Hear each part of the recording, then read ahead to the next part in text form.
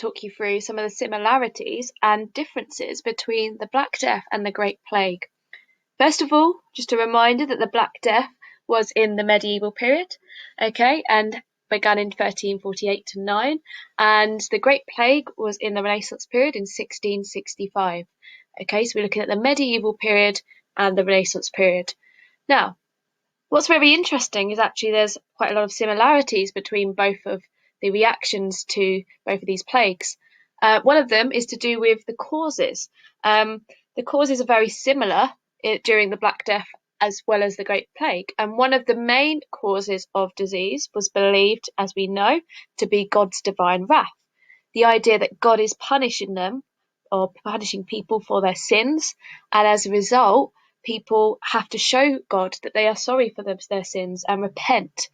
Now, this is exactly what happened, okay? Many people believed that God was punishing them for their sins, God's divine wrath, and as a result, many people started to pray daily to God as a form of prevention, but also a form of treatment for both the Black Death and the Great Plague.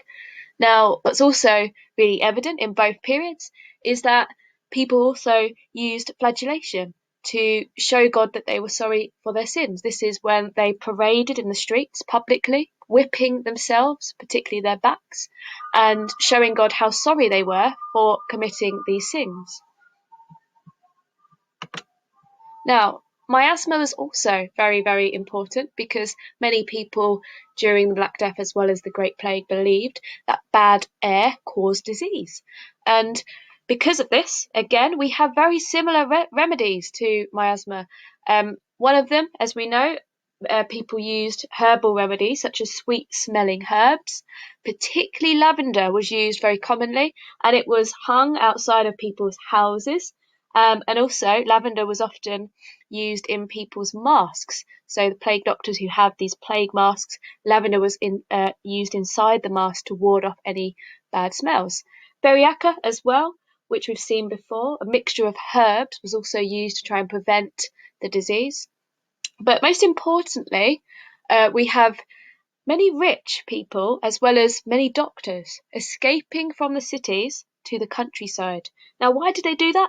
Well, the countryside, as you can see in the picture on the left, sorry, the right, has lots of open space, okay, lots of fresh air, and because of that, people believe that actually it was a healthier place to be than the cities.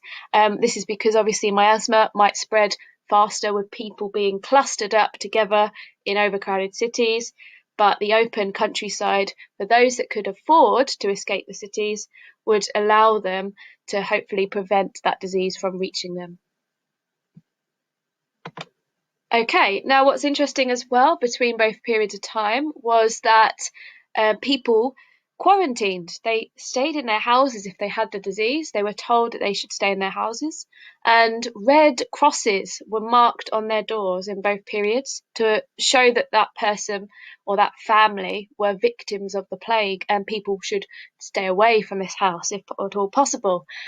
What's really interesting as well, on some houses we might have signs like "Lord, have mercy upon us," because again, people are still believing that they need to show God that they are very sorry for whatever has happened, and hoping that God will forgive them so they can become better.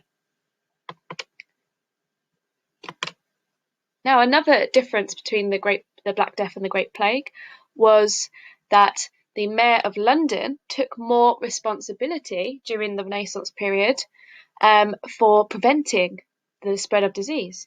One of the things that the Mayor of London did was that he ordered the killing of many cats and dogs. So 40,000 dogs and 200,000 cats were ordered to be killed because it was believed that these animals, who they saw as quite dirty, were spreading the disease very fast across the city. So these animals were ordered to be killed and murdered. And hopefully in the end would prevent the disease from spreading as fast. Again, what happens is that we have during the Renaissance period, during the Great Plague in 1665, quarantining actually becomes much stricter. And the reason it becomes much stricter is, again, if we go back, the Mayor of London is involved. He creates lots of orders to try and prevent the spread of the plague. One of these orders that he creates is to do with watchmen. He hires lots of watchmen to wait outside of people's houses to stop people from leaving their houses, so they abide by the quarantining rules. Okay, so watchmen are very important during the Great Plague to make sure that people are not unnecessarily leaving their houses. Okay, as we probably know from today and what's going on today. Secondly, we have people and large gatherings that are being banned by the Mayor of London.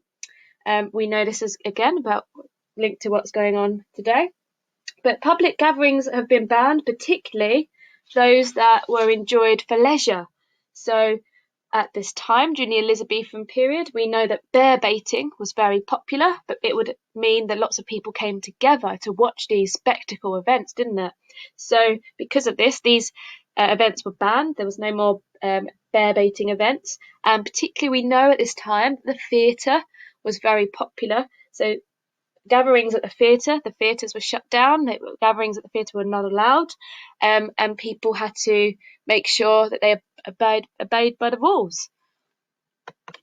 Okay, another interesting difference during the Black Death and the Great Plague was that during the Great Plague, there would seem to be more of an obsession around smoke and fire.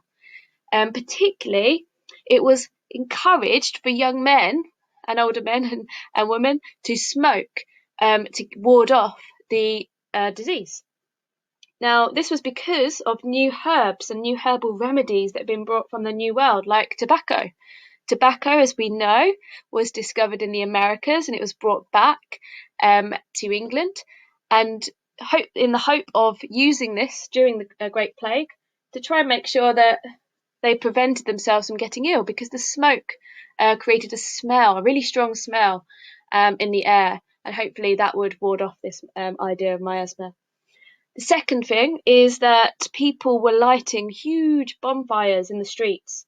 And again, linked to the idea of miasma, it's believed that these bonfires would ward off bad smells and prevent people from getting the plague. I know also that people would hang up their washing and light a fire over their washing, because if their washing became infused with the smell of this smoke, then they believed that they would be able to be safer from this plague. So that was what the hope was. We know also that smoking became so important during the Great Plague for some groups of people that in one particular school, a very popular school and one of the oldest schools in England, Eton, smoking was made compulsory for schoolboys at Eton. One boy was even whipped in 1665 at Eton because he hadn't smoked often enough and wasn't doing his duty in actually helping to prevent this disease. Okay.